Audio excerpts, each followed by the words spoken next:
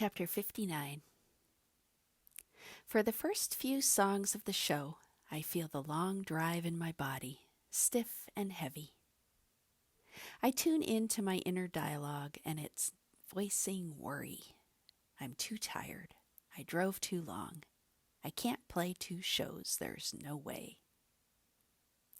When I hear these thoughts, I realize my body feels fine, but my thoughts are impeding the playing.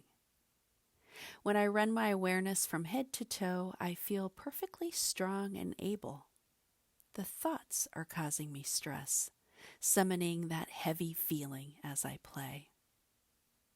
I sink in, follow my breath to the bottom of the self, and start listening to the music, getting inside the songs and letting go of thought.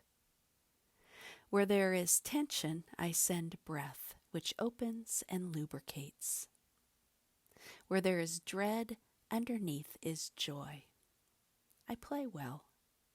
It occurs to me that I used to use so much force to make these shows happen. Now it's an absence of force that sustains my power. The last 2 songs of the second set, I acknowledge that my body is tired. I hold the sticks more like a caveman than a drummer, and I'm all hunched over the snare drum. It feels good like that.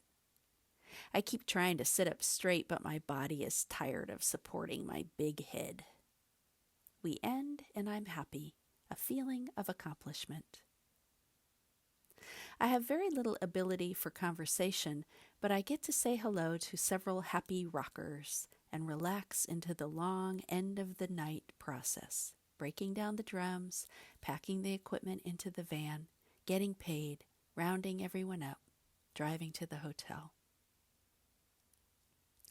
The gentleman behind the hotel desk is delightfully cheery and tells me there are eagles and other wildlife who show up in the morning.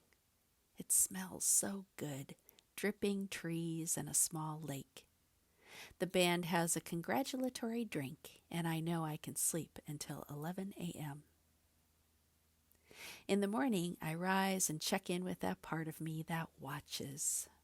It's always there, infinite, open, receiving what is. I go drink coffee and summon eagles. So that's chapter 59 of 100 little chapters in my book, From Bonham to Buddha and Back. And that piece is about one of the nights when I play in Seattle, Washington, and we play 2 Led Zeppelin sets in one night, which is a lot of exertion, especially after driving to Seattle. And I meant the book as a way to illustrate how we can use the lessons of the meditation mat and that ability to watch our thoughts from a distance, how we can use that when we go out into our world, even if going out into the world means being a rock and roll drummer.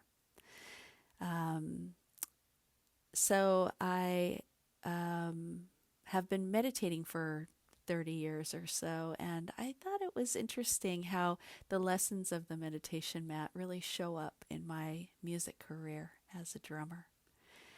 And I wanted to share that with other people in case they were looking at how do we use our spiritual practice? How does it change our perspective of dealing with struggles and challenges in our life?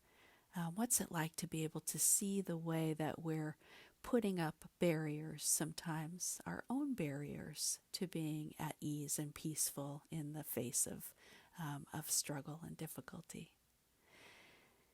So if you're interested in the book, it's on Audible. I read it on Audible as an audiobook, and it's on Amazon. And if you do have the book and if you're enjoying it, hopefully you're enjoying it, please think about writing a review on Amazon for the book. It really helps me a lot. And I'll continue to drop these little readings along my social media every now and then. So thank you for listening. I hope you have a wonderful week. Bye-bye.